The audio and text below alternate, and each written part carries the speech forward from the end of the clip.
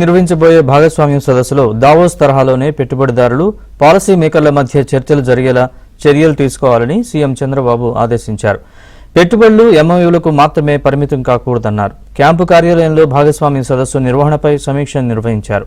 ఈ మీటింగ్లో పరిశ్రమల శాఖ మంత్రి టీజీ భరత్, ఆ శాఖ ఉన్నతాధికారులు, ఈడీబీ అధికారులు హాజరయ్యారు. వీడియో కాన్ఫరెన్స్ ద్వారా భారత పరిశ్రమల సమాఖ్య director general Chandrajit Banerjee, CII ప్రతినిధులు, వివిధ శాఖల ఉన్నతాధికారులు హాజరయ్యారు.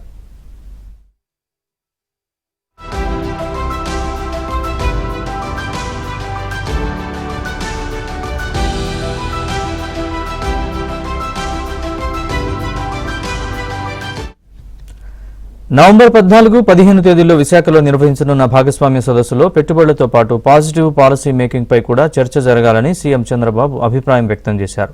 కేవలం పెట్టుబడులు, ఒప్పందాలకే పరిమితం కాకుండా నాలెడ్జ్ షేరింగ్, వివిధ అంశాలపై మేధో మథనం జరిగేలా కార్యాచరణ రూపొందించాలని ఆదేశించారు. పరిశ్రమలకు అవసరమైన మానవ వనరుల నైపుణ్యం నిరంతర ప్రక్రియగా ముందుకు సాగాలన్నారు.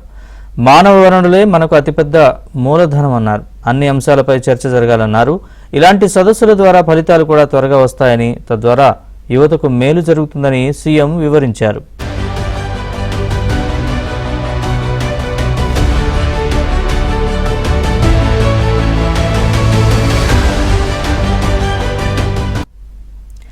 AI for good, semi conductors, ఆరోగ్య రంగం, innovation, space, drone, electronics, medtech లాంటి అంశాలపై సదస్సులో చర్చించాలని ముఖ్యమంత్రి తెలిపారు.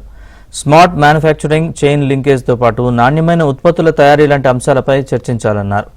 లాజిస్టిక్స్ రంగంలో రహదారులు, అంతర్గత జల రవాణా, వేర్ హౌస్, కోల్డ్ స్టోరేజ్ లాంటి అంశాలతో పాటు అగ్రిటెక్, రేర్ ఎర్త్ మినరల్స్లో విలువ జోడింపు, స్వచ్ఛాంధ్ర, సర్క్యులర్ ఎకానమీ, P4 లాంటి అంశాలపై కూడా చర్చించేలా కార్యాచరణ రూపొందించాలని సీఎం స్పష్టం చేశారు.